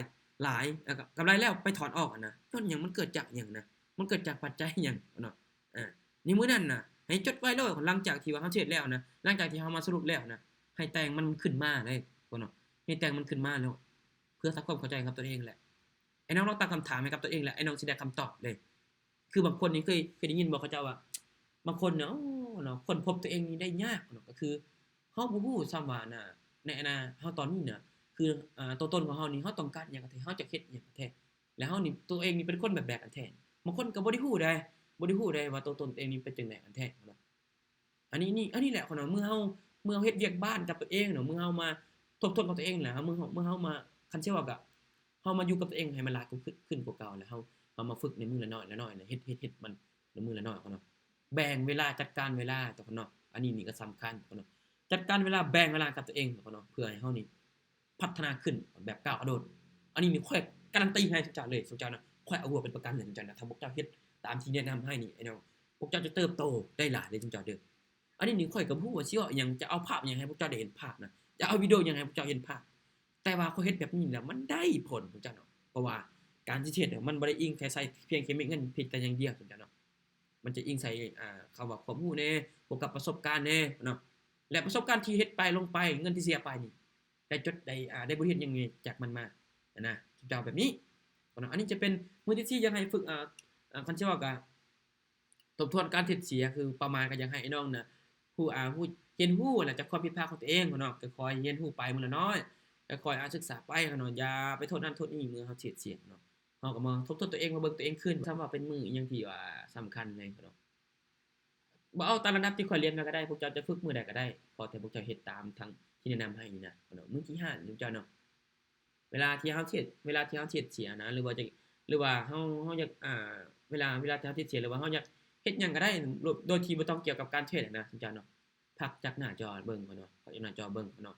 แล้วเฮ็ดในสิ่งที่มักนอกเหนือจากการเทรดได้คันว่าเฮาเทรดเสียแล้วปึ๊บเขาก็บ่ต้องเทรดเนาะแล้วมื้อใดที่เฮารู้สึกว่ามันเฮ็ดจังได๋ล่ะมันก็รู้สึกว่า fail ว่าสิซะ fail แฮงเนาะอ่อนเพลียเมื่อยเฮ็ดหยังก็ได้ไอ้น้องก็ลองเป้าหมายที่อยากให้เฮ็ดแบบนี้เนาะเป้าหมายที่ข้อยตั้งคำถามนี่นะเป้าหมายแบบนี้ก็คืออยากให้ฟื้นฟูสภาพจิตใจเนาะฟื้นฟูสภาพจิตใจของเฮาแหละเนาะเมื่อเฮาเทรดเสียนี่พวกเจ้านี่จิตใจพวกเจ้านี่โอ้ยเนาะมันอ่อนอีหลีเนาะมันรู้สึกว่ามันคือแบบอกหักก็บ่ปานนั้นว่าสิซะคือคนเอามาแทงตับๆๆในหัวใจน่ะว่าเจ็บนี่เนาะแล้วก็เจ็บก็บ่คือแบบเลือดออกเลือดตกยางออกมันบ่ได้เจ็บจังซั่นมันเจ็บแบบรู้สึกแบบบ่มีบาดผาบ่มีบาดแผลแต่ว่ามันช้ำในว่าสิซะเนาะก็คือประมาณอยากเฮ็ดก็คือฟื้นฟูสภาพจิตใจเนาะออกจากความตื่นเต้นออกจากความตื่นเต้นในหน้าที่นี้ก็คือเมื่อเวลาไอ้น้องจะเฮ็ดหยังก็ตามนะเนาะเมื่อไอ้น้องเวลาพวกเจ้าเรียนเนาะแต่ละคนน่ะเคยบ่เวลาอาจารย์เอิ้นอะถ้าก็ออกปากกระดานแหน่มานี่มาแก้เลขออกมาพรีเซนต์พรีเซนต์พรอเจกต์นี่แหน่มาก็คือมาเฮ็ดวิจัยให้มาแก้เลขให้ทีมงานให้ไอ้น้องเบิ่งแหน่แล้วพวกเจ้าน่ะโอ้ตื่นเต้นนี่ไผก็จักลีกได้นี่ผมจะเอิ้นตัวเองนะตื่นเต้นบ่เนาะมันตื่นเต้นเนาะมันตื่นเต้นเด้เนาะแบบนั้นนี่แหละอาการอย่างนั้นแหละอยากให้หลุดพ้นก็คืออยากให้ไอ้น้องน่ะแบบนี้เนาะอยากให้ฝึกนะอยากให้ฝึกแบบนี้เจ้าอยากให้ฝึกก็คือแบบนี้เด้อคนเด้ออยากให้ฝึกกิจกรรมนะเนาะหลังจากที่ว่าเฮาบ่ฮู้สิเฮ็ดหยังแล้วก็ลองคิดเบิ่งว่ากิจกรรมเฮาจะเฮ็ดจังได๋ในสิ่งที่เฮามักนะไอ้น้องลองเฮ็ดเบิ่งเนาะกิจกรรมนะเนาะในที่เฮามักบ่ว่าจะเป็นการฟังเพลงบ่เนาะไปย่างลิ้นบ่หรือว่าออกกำลังกายบ่เนาะไปเตะบ้านบ่เนาะแล้วแต่ละคนมักบ่หรือว่าอยากอ่านหนังสือบ่เนาะหรือว่าฟังเพลงหรือว่าจะเฮ็ดหยังก็ได้เนาะที่มันผ่อนคลายต่อเฮาเนาะบางคนก็มักแบบไปนั่งฟังเพลงเนาะอยู่ห้านคืนยกนี่เนาะชิลๆเนาะไปนั่งฟังเพลงผ่อนคลายบางคนอาจจูวิธีผ่อนคลายที่มันแตกต่างกันเนาะไอ้น้องเนาะอันนี้ก็บ่ว่ากันบางคนอาจจะมีบางคนก็มักไปเตะบ้านบางคนก็อาจจะเล่นกีตาร์บางคนอาจจะฟังเพลงบางคนก็จะไปเฮ็ดอันนั้นนี่ที่มันบ่เกี่ยวกับการเทรดนะเฮ็ดจังได๋ก็ได้ให้แบบมันแบบรู้สึกดีอยู่ให้กับตัวเองสิจ๊ะให้รู้สึกดีกับตัวเองก็ไปเฮ็ดเบิ่งเนาะส่วนตัวข้อยนี่ก็อาจจะออกกำลังกายแหน่เนาะที่ก็ฟังเพลงดีดกีตาร์นี่จังเนาะบางทีก็อ่านหนังสือไปแหน่เนาะบางมื้อบางมื้อก็เฮ็ดจังซั่นเพราะว่าเวลาอิหยังที่เฮาเหงาคือกันเนาะอันนี้เฮ็ดจังซี่กันแหละเนาะเวลาที่มันบ่มีไผที่แบบจะอยู่แบบนำเฮาตลอดนะเนาะอันนี้ก็อยากให้ไอ้น้องแบบฝึกเบิ่งเนาะอันนี้จะเป็นยกตัวอย่างให้เด้อกิจกรรมประจำวันของพวกเจ้านั่นแหละในแต่ละมื้อเนาะบางครั้งก็อาจจะไปรดมันบ่เนาะ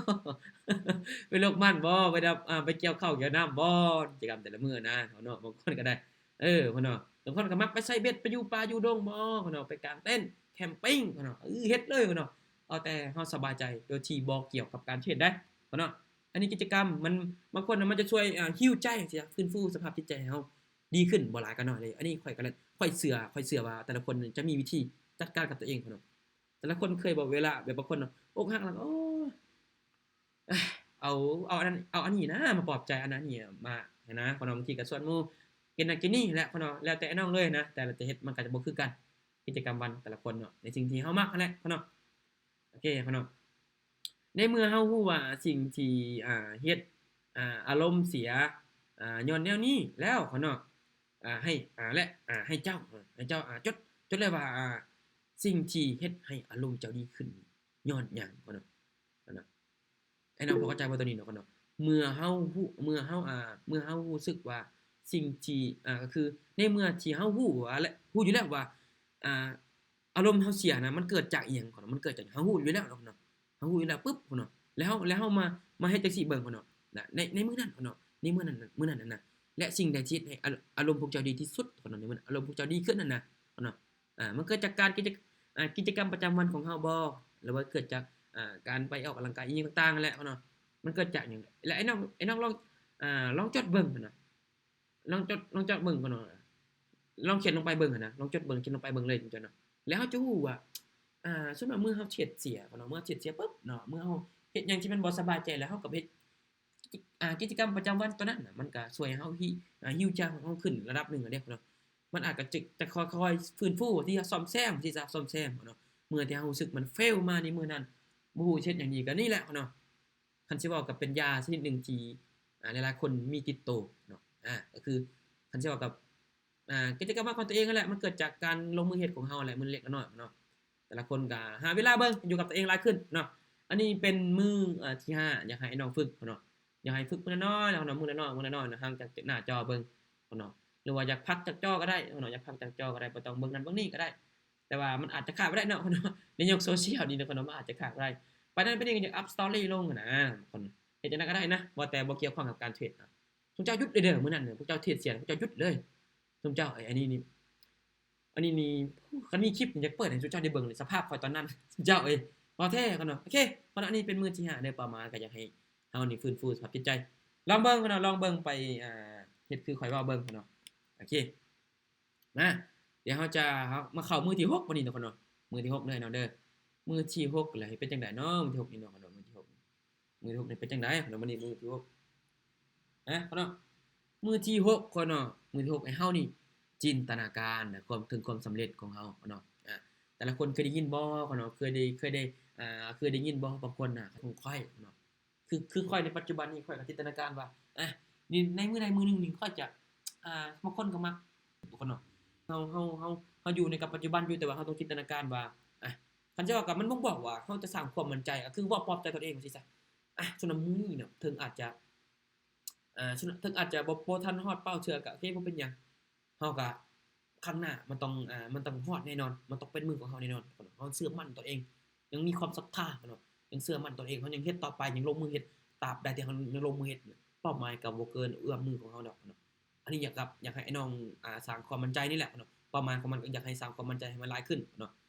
คันสิเว้ากันเนื่องในเนาะหลับตาและจินตนาการว่าเนาะในจินตนาการว่าเจ้าน่ะเทรดคันสิว่าจะฟื้นเนี่ยพักก่อนถึงมื้อนี้จะติดลบก็อย่ามันเดี๋ยวมื้อหน้ามันอาจจะแก้ได้ก็เป็นได้เพราะว่าเฮายังมีพอร์ตอยู่ก็อย่ามันติดลบก็อย่ามันเดี๋ยวมื้อหน้าจะบ่เฮ็ดจังซี่แล้วเฮ็ดใหม่เนาะค่อยๆฝึกแล้วบ่ต้องให้จินตนาการจนพอร์ตแตกได้เนาะบ่จินตนาการพอร์ตแตกได้ถึงเจ้าได้บ่เอาได้จังซั่นได้เนาะบ่เอาได้จังซั่นจินตนาการพอร์ตแตกเนาะบ่เอาได้จังซั่นเด้อเนาะบ่เอาจังซั่นมีแต่ว่าอยากให้ไอ้น้องน่ะลองฝึกเบิ่งพ่นเนาะบ่ว่าจะได้จะเสียก็ตามนะไอ้น้องจินตนาการเลยพ่นเนาะค่อยๆฝึกแล้วมันจะรู้สึกดีเองถึงเจ้าเนาะค่อยๆเด้อถึงเจ้าเนาะอันนี้ถ้าถามว่าอันนี้เฮ็ดบ่ในปัจจุบันนี้ปัจจุบันนี้เขาว่าบางคนเบิ่งเฮาเป็นคนบ้าได้อันนี้เด้อถึงเจ้าเนาะบางคนเบิ่งมันเป็นคนบ้าได้เขาเจ้าเบิ่งเฮาได้แต่อันนี้บ่อยากให้คิดจังซั่นเนาะถึงเขาสิเว้าก็อิหยังก็อยากแต่ว่าเฮารู้ตัวเองเฮาดีนะว่าเฮายังเฮ็ดหยังอยู่ในปัจจุบันได้ฝึกมาแล้วเนาะเพราะว่าเฮาก็อยู่ในระเบียบวินัยของเฮานะเฮาจงดีใจกับสิ่งที่เฮาเป็นที่เฮามีอยู่เนาะอย่าเอาตัวเองไปเปรียบเทียบตัวเองกับไผเด้ออันนี้อยากให้น้องคิดจังซี่เลยเนาะก่อนคนอื่นที่จะเฮ็ดได้นี่มันก็ใช้เวลาคือกันได้มันบ่ได้แม่นเรื่องง่ายเนาะเนาะเฮาต้องเบิ่งหลายมุมของเขาเนาะเฮาต้องเบิ่งหลายมุมของเขาว่าในมุมนั้นเขาเจ้าก่อนที่เขาเจ้าจะสำเร็จเขาเจ้าเฮ็ดอีหยังแน่เนาะเขาเจ้าเฮ็ดจังได๋แน่ในช่วงนั้นเนาะอันนี้อยากให้เบิ่งเลยว่ามันบ่มีไผที่จะเฮ็ดได้ในมื้อเดียวซุเจ้าเนาะเห็นบ่เนาะเห็นถึงความสำคัญบ่มันมีไผที่เฮ็ดได้มื้อเดียวอันนี้ย้ำให้กับไอ้น้องเลยเวลาเฮ็ดหยังก็จะเปรียบเทียบ ตัวเองกับคนอื่นเด้อพ่นเนาะเวลาจะเฮ็ดหยังก็จะเปรียบเทียบตัวเองกับคนอื่นหลายพ่นเนาะแล้วเฮาก็ผิดพลาดเฮาก็แค่ปรับปรุงพ่นเนาะมันก็บ่ได้อิหยังหลายดอกพ่นเนาะเฮาก็แค่มาค่อยๆฝึกค่อยๆเป็นไปมื้อละน้อยบาทเก้าบาทเก้าบาทเก้าบาทเก้าและมันจะเติบโตเองพ่นเนาะบ่หลายก็น้อยเนาะอันนี้ย้ำให้กับพี่น้องมันจะเติบโตเองบ่หลายก็น้อยในจุดนั้นเนาะซึ่งอันนี้นี่อยากให้น้องเนาะพิจารณาเบิ่งพ่นเนาะว่าสิ่งที่ข้อยเว้านี่มันจะแม่นความจริงหรือว่ามันจะอ่าคือจังได๋ก็ให้น้องก็พิจารณาเอาเองแต่ว่าสำหรับข้อยนี่อยากแนะนำแบบนี้เนาะอันนี้จะเป็นมื้อที่6พ่นเนาะให้เฮาฝึกอยู่กับตัวเองเฮาก็ต้องได้เฮ็ดมันเต็มที่พ่นเนาะมื้อที่7นะพ่นเนาะมันอยากให้เฮาน่ะหลังจากที่เฮาเฮ็ดมาทั้งหมดแล้วพ่นเนาะแล้วเฮามาสรุปมาทบทวนเบิ่งทั้งอาทิตย์ที่เฮาได้เฮ็ดไปในแต่ละมื้อน่ะก็คือในแต่ละอาทิตย์น่ะเฮามาทบทวนเบิ่งว่าเฮาได้เฮ็ดหยังแหน่พ่นเนาะได้ลงมือเฮ็ดหยังแหน่แล้วเนาะเกิดเป้าหมายก็คือเบิ่งความคืบหน้าเนาะให้เฮานี่พ่นเนาะอยากให้คำว่าสรุปก็คืออยากให้เฮามาเบิ่งความคืบหน้าของแผนการของเฮานะที่เฮาได้เฮ็ดไปนะมันเป็นจังได๋แล้วและสภาพจิตใจของเฮาเด้พ่นเนาะมันดีขึ้นบ่พ่นเนาะและแผนการที่เฮาปฏิบัตินี่มันเป็นจังได๋พ่นเนาะอันนี้อยากให้ไอ้น้องทบทวนเบิ่งพ่นเนาะเดี๋ยวเฮามาขยายความพ่นเนาะขยายความเด้อเขียนสรุปว่าพ่นเนาะมื้อใดเจ้าสามารถควบคุมอารมณ์ได้ดีที่สุดพ่นเนาะและบ่อนใดเฮาควรปรับบ่พ่นเนาะเฮาจะปรับปรุงบ่อนใดแน่เฮาก็เขียนลงไปเลยพ่นเนาะเขียนลงไปพ่นเนาะเขียนลงไปแล้วเขียนให้จนหมดได้เขียนออกมาหมดแล้วพ่นเนาะเฮาอยากปรับปรุงบ่อนใดเฮาเขียนลงไปเลยพ่นเนาะเขียนลงไปเลยพ่นเนาะแล้วก็ตั้งก็คือตั้งเป้าหมายสำหรับก็คือให้ที่ผ่านมาเนาะจะเก็บกำไรเขาจะรู้วิธีเปลี่ยนตนเองไปนำเนาะเห็นบ่เนาะมันก็คันสิเว้าก็มันจะแตกต่างกันจากก่อนๆเลยเนาะคันว่าพวกเจ้าเฮ็ดได้นี่เฮาตั้งเป้าหมายสำหรับในอาทิตย์ต่อไปที่เฮาจะเฮ็ดอยู่นะตั้งเป้าหมายอีกเนาะเช่นว่าโอเคข้อยจะสมมุติข้อยยังเทรดแก้แค้นคืนนะยังมีแนวคิดที่ว่าอยากเอาคืนตลาดคืนโอเคเบิ่งข้อยจะลองปรับตัวนี้เบิ่งในอาทิตย์ต่อไปจะลองปรับตัวนี้ให้มันได้เบิ่งจะลองเบิ่งเนาะก็คือเฮาบ่ต้องเอาคันว่าเก็บกำไรอาจจะเก็บกำไรน้อยๆบ่เอาหลายเอาพอดีพองามแหละคือข้อยได้เว้าเนาะต่อมื้อหรือต่อฮอบบ่เนาะตามที่ตัวเองไหวนี่แหละเนาะตามที่ตัวเองคิดว่าตัวเองพอไปได้ตัวเองค่อยๆเก็บแต่ว่าเนาะสำคัญเนาะอย่าเทรดจนพอร์ตแตกเด้เนาะเวลาเทรดนะเทรดจังได๋ก็ได้เนาะอย่าเทรดให้พอร์ตแตกเลยมันบ่หลายก็น้อยเจ้าบ่หลายก็น้อยอันนี้ย้ำไปกับไอ้น้องเลยบ่หลายก็น้อยเจ้านะถ้าไอ้น้องเฮ็ดได้นะเนาะคือตัวนี้นี่คันสิว่าอันนี้ก็ผ่านการได้เรียนรู้จากตัวเองแน่นะเจ้าเนาะอันนี้จะเป็นบทเรียนที่อยากแชร์ให้สำหรับมื้อนี้เนาะเพราะว่าการที่เฮาตั้งใจเฮ็ดอันใดหนึ่งก็เฮ็ดให้มันเต็มที่เนาะบ่อยากให้ปะละเลยเนาะเฮ็ดให้มันสุดเนาะจนกว่ามันจะแบบว่ามันแบบข้อยเชื่อว่าพวกเจ้าเฮ็ดไปปึ๊บเนาะสุดที่เต็มที่ของเฮาน่ะมันจะเห็นเลยนะผลลัพธ์เนาะมันจะออกมาบ่น้อยก็หลายเจ้าเนาะมันจะออกมาบ่น้อยก็หลายถ้าว่าไอ้น้องเฮ็ดนะค่อยๆเฮ็ดทีละขั้นตอนเนาะทุกสิ่งทุกอย่างเนาะก็คือฮู้กันแหละมันก็ใช้เวลาเรียนรู้แน่เนาะมันก็บ่มีไผที่จะเฮ็ดได้ในมื้อเดียวอันนี้ข้อยก็เฮ็ดยอมคือกันแหละเนาะอันนี้ข้อยก็บ่สามารถที่จะเฮ็ดได้มื้อเดียวคือกันอันนี้ก็ยอมคือเลยเนาะก็มีแต่ว่าอยากให้ไอ้น้องเนาะลองเฮ็ดคือข้อยเบิ่งคือข้อยเว้าเบิ่งเนาะฝึกไปมื้อละน้อยมื้อที่1เฮ็ดหยังเนาะมื้อที่1เฮ็ดหยังมื้อที่2เฮ็ดหยังแหน่มื้อที่3เฮ็ดหยังแหน่มื้อที่4เฮ็ดหยังเนาะต่อไปว่าเฮ็ดหยังต่อ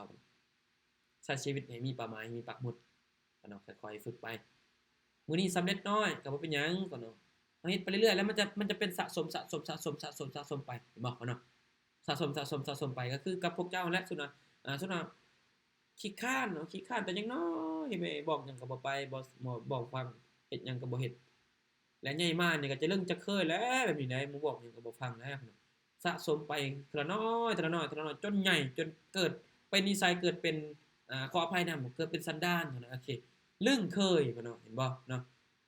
คือเฮ้ยอันนี้นี่จะเปรียบเทียบให้มันก็คือการเฮ็ดคือการเนาะเมื่อเฮ็ดไปปึ๊บมันก็จะเป็นสันดานของเฮามันก็จะเป็นการลึ่งเคยของเฮาเนาะไอ้น้องเฮ็ดไปแล้วมันจะเป็นนิสัยส่วนตัวของเลยเนาะอันนี้อยากย้ำให้กับไอ้น้องเลยเจ้าอีหลีเจ้าอันนี้เว้าแท้เลยเจ้าเนาะลองเฮ็ดเบิ่งบางคนก็มักเทรดปึ๊บเนาะก็ค่อยall inไปเนาะเก็บกำไรได้ซะนี้ก็บ่พอกำไรซะนี้ก็บ่พอเนาะก็ยังเอาอีกนะก็มีแต่ว่าอยากให้ไอ้น้องน่ะลองเฮ็ดเบิ่งเนาะฝึกเบิ่งในแต่ละมื้ออันนี้นี่ข้อยเว้าออกมาสิ่งที่เว้าออกไปนี่จะเกิดจากความเป็นจริงที่ได้ฝึกมานะเจ้าพวกเจ้าฝึกเลยเนาะอันนี้นะเจ้าเนาะฝึกมื้อละน้อยค่อยๆเฮ็ดรู้ค่อยๆปรับปรุงไปเจ้าเนาะมันบ่เกินเอื้อมมือเฮานะเนาะอันนี้นี่เว้าแท้นะเนาะ ลีเดอร์สนใจมันบ่เกินเมื่อเฮาดอกเนาะคันว่าเฮาบ่ยอมแพ้กับมันนะอันนี้อยากให้ไอ้น้องทบทวนเบิ่งคืนจ้ะเนาะแต่ละคนเด้เข้าใจบ่เขาเนาะสามารถถามได้เด้อคนเปิดไมค์ได้เจ้าโอเคเขาเนาะถามได้เลยอ้าย ย่านเวลาออกก็เด้อไปมันรู้สึกว่าตื่นเต้นหลายนะ บ่มันยังสั่นแม่นบ่มันยังสั่นตื่นเต้นคือตอนนี้เวลาโตเทรดตัวก็เคยเอาเงินฮ้อนมาเทรดบ่เงินที่แบบเป็นเงิน เย็นแหละแต่ว่าอันเวลาเสียรายอยากได้ขึ้นเวลาออกเด้อเป็นย่านเฮาย่านเด้มือเฮาเสียนะมือเสียเฮาก็คือมันตัดความมั่นใจเฮาออกเลยนะจากที่ว่ามี 100% ตัดออก 50% ทบครึ่งเลยนะมือเฮาเสียไปนะ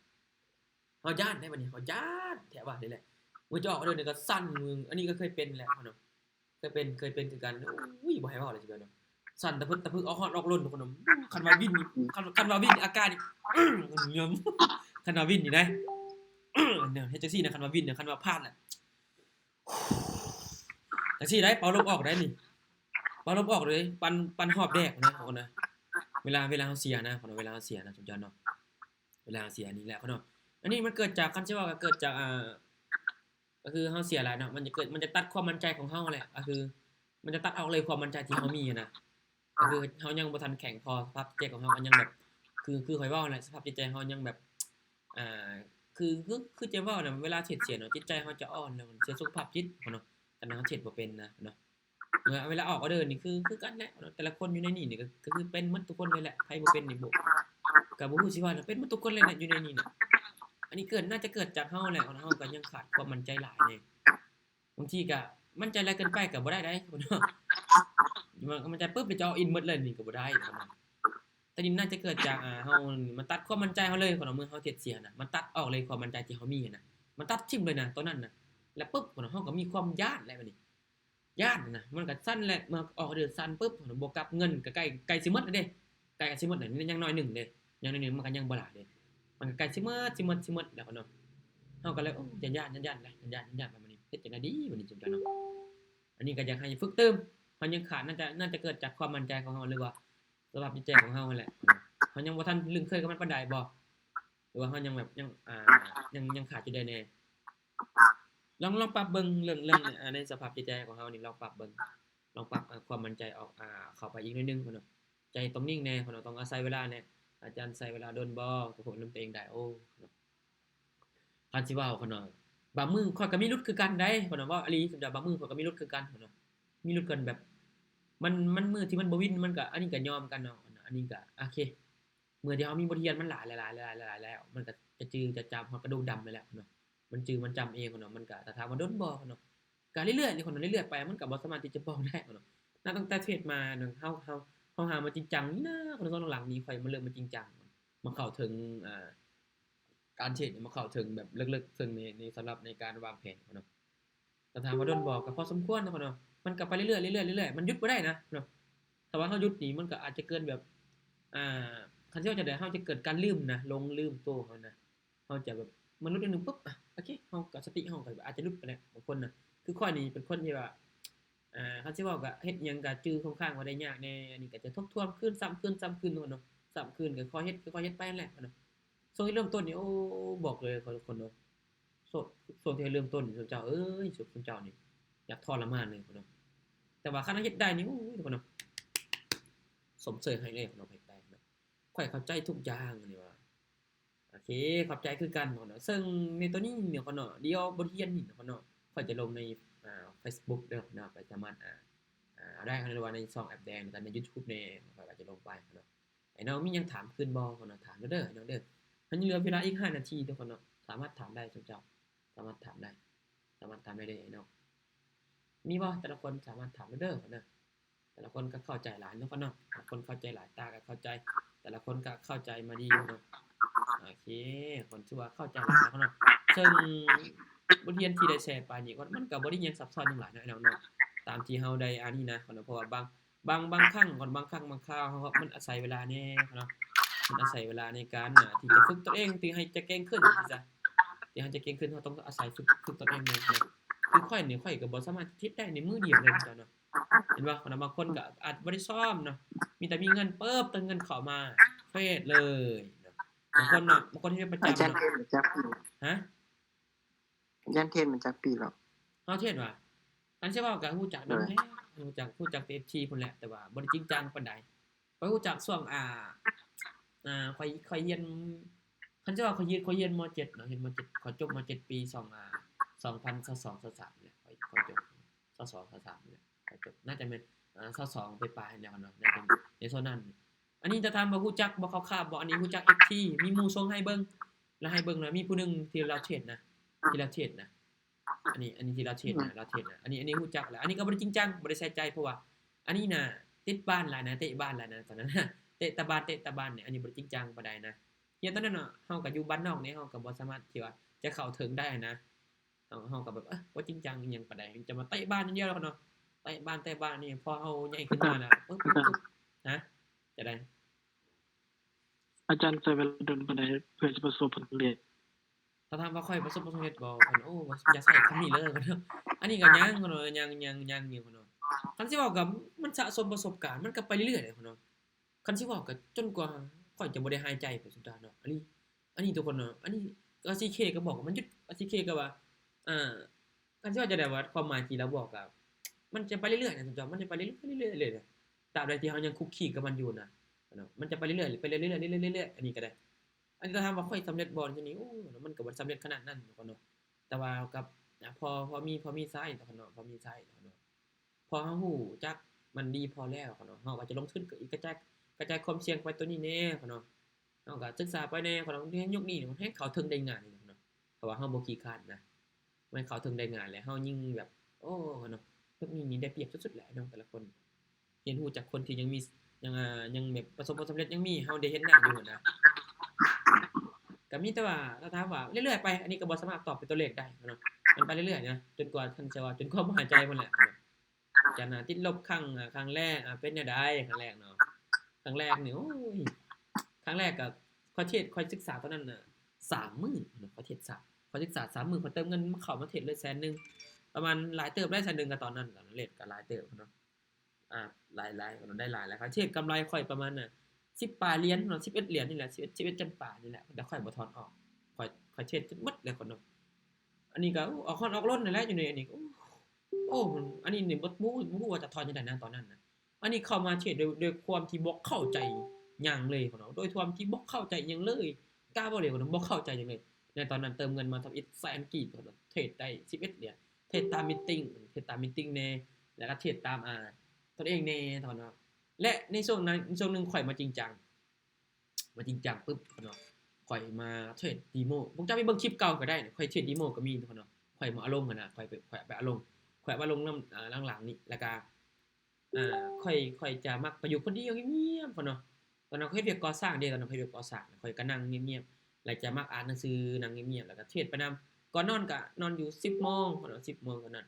ตื่นแต่เช้าก็ตื่นแต่ 5:00 น 4:00 นลุกมาจอบตลาดแหน่บางทีก็อาจจะลุกมาออกกำลังกายแหน่ 6:30 นข่อยก็ลงเวียกกินข้าวนำลงเวียกเนาะ 12:00 นก็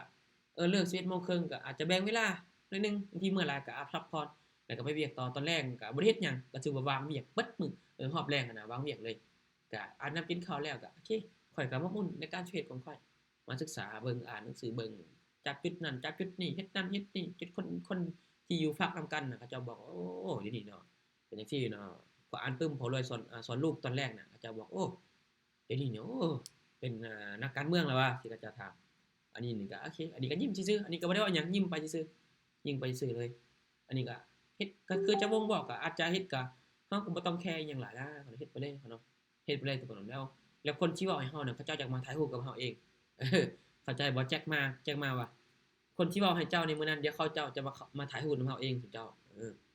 น้องหยังน้องเทศว่าหยังน้องแท้ติดลบหลายเนาะแม่นพัก2มื้อกลับมาไปศึกษาใหม่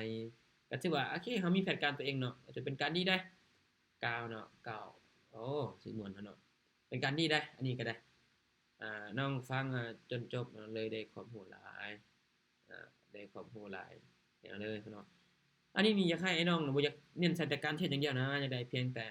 แนวทางการใช้ชีวิตนี่แล้วก็แนวคิดการปรับหันเปลี่ยน การเปลี่ยนแนวคิดของเฮาไปในทางที่มันดีเด้เนาะเวลาอยากศึกษาหยังก็อยากให้เต็มที่กับมันลองเรียนรู้เบิ่งก่อนเนาะอย่าฟ้าวที่จะไปลงเสือผู้นั้นผู้นี้ได้อันย้ำๆให้กับไอ้น้องเด้อเพราะมันเคยมีเคสอันนี้นะสมเจ้าเนาะเคยมีเคสจังซี่สมเจ้าอาจารย์ติดลบเท่าใดเนาะก็สิมีกำไรเนาะถือว่าอันนี้คันสิว่าเป็นตัวเลขสมเจ้าตอนนี้นี่ถ้าถามว่าพอได้กลับมาคืนหรือว่าได้แล้วคันได้กลับคืนมาคืนแล้วเนาะตอนนั้นน่ะ 2,000 สิได้ว่า 2,000 อาจจะลดกว่า 2,000 เนาะ 2,000 นี่อันนี้มาสะสมเบิ่งนะมาเบิ่งนะมาไล่เบิ่งนะมันหลายแฮงจ้ะเนาะบ่รวมถึงอันนั้นอีกได้เดี๋ยวได้บ่รวมถึงป้ามันนะอันนี้รายเศษๆอยู่วันประมาณ 2,000 อันนี้ติดลบนะติดลบแต่ว่าค่อยมาศึกษา 2,000 บาทบ่อาจารย์ บ่แล้วเว้ย2,000 บาท 2,000ของดอลลาร์ 2,000 เหรียญ 2,000 เหรียญพุ่นเนาะเจ้าเนาะอันนี้ติดลบไปเนาะอันนี้จะถามว่าในตอนนั้นนี่ตัวเองรู้สึกจังไดบ่ก็ธรรมดาเนาะเพราะว่าค่อยมาแบบคือเฮาบ่ได้ทุ่มบัดเดียวนะมันเมื่อทีละน้อยก็คือบางคนน่ะมักซื้อเครื่องแต่งรถเนาะบางคนปึ๊บจะแต่งบัดเดียวก็เสียดายเงินนะเฮาก็ซื้อทีละน้อยมาละก๊อกแก๊กไปนะปัดมาสะสมนี่โอ้ยมันเป็นเท่าใดล้านนะเจ้าน้ำป่าเนาะอันนี้ก็มาเบิ่งโอ้ปานนี้เพราะว่าอันนี้ใช้เงินว่ะอันนี้ใช้เงินในปานนี้พุ่นว่ะนะป่าจบอันนี้ก็โอ้บ่ได้ตั้งใหม่บัดนี้เฮ็ดใหม่พุ่นเนาะปึ้มที่ได้จดมาตอนนั้นนี่ก็ยังมีอยู่พุ่นน่ะปึ้มที่ได้แต่งรูปแบบแทนเทียนจดกัปตันกาโตอันนั้นอันนี้มีหลายเนาะสำหรับข้อยก็แต่บ่ได้มีหยังหลายอันนี้จะขอมีบ่คนมีบ่คนนี้เพราะเฮาใกล้เวลาเฮาแล้วเนาะเดี๋ยวอีก30นาทีเดี๋ยวข้อยจะเปิดมีตติงขึ้นมาเทรดเนาะหยัง70หยัง70เก็บมื้อละ10พอไปได้พอเป็นไปได้70เก็บมื้อละ10บ่อันนี้ก็แล้วแต่ตลาดเนาะถ้ามันไปได้บ่เป็นไปได้อยู่แล้วเนาะเป็นไปได้แต่ว่าเฮาก็ต้องมีระบบที่มันดีพอเด้จนหลุดแผนนี่ตายเลยเด้จุด7เหรียญเท่านี้ลุกเลยเด้เนาะเวลาตั้งสำคัญก็อย่าลืมตั้งเป้าเสียเด้อน้องเด้ออย่าลืมตั้งเป้าเสียเด้อสำคัญที่สุดก็อย่าลืมตั้งเป้าเสียเด้อน้องเด้อเวลาเทรดก็อย่าลืมตั้งเป้าเสียแน่ตั้งเป้าได้เป้าเสียแน่สุดยอดเนาะสำคัญกับเป้าเสียแหละมือเฮาเสียปึ๊บเนาะเราต้องยึดให้มันได้เนาะอันนี้อยากฝากให้กับไอ้น้องไปทบทวนขึ้นเด้อโอเคเนาะเดี๋ยวเฮาจะเข้าในช่วงต่อไปเด้อน้องเด้อเป็นมีตติงเทรดในรอบ 9:30 น 10:00 นตรงเนาะสำหรับในรอบนี้นี่ข้อยอาจจะเว้าหลายนิดนึงเด้อเนาะเดี๋ยวข้อยจะลงไปไอ้น้องกับมีแต่ไปติดตามเอาเนาะบ่ได้เรียนถ้าอยากได้ก็สามารถทักมาได้เดี๋ยวอยากไปเอาใน Facebook ก็ได้เนาะโอเคเนาะถ้าน่าจะบ่มีแต่เนาะมีบ่เนาะมีบ่ถ้ามีก็จะประมาณนี้เนาะ thank you ทุกคนหลายๆเด้อที่เข้ามาร่วมในรอบนี้เนาะถือว่าแต่ละคนก็ตั้งใจฟังหลายเนาะโอเคเนาะขอให้อาจารย์มันเด้อเนาะโอเคคือกันเด้อแต่ละคนก็คือกันเด้อมันๆคือกันทุกคนเนาะโอเคเนาะโชคมันแล้วรวยเบิดทุกคนเลยเนาะจะถ่ายเดือนจะถ่ายปีแล้วเนาะก็ขอให้แต่ละคนเนาะโชคมันแล้วรวยเบิดทุกคนสุขภาพแข็งแรงเนาะโชคดีทุกคนเนาะปังๆๆๆคนเนาะเต็มที่กับมันคนเนาะโอเคบ๊ายบายคนเดียวเฮาพอกันเด้อคนเด้อโอเคเนาะ thank you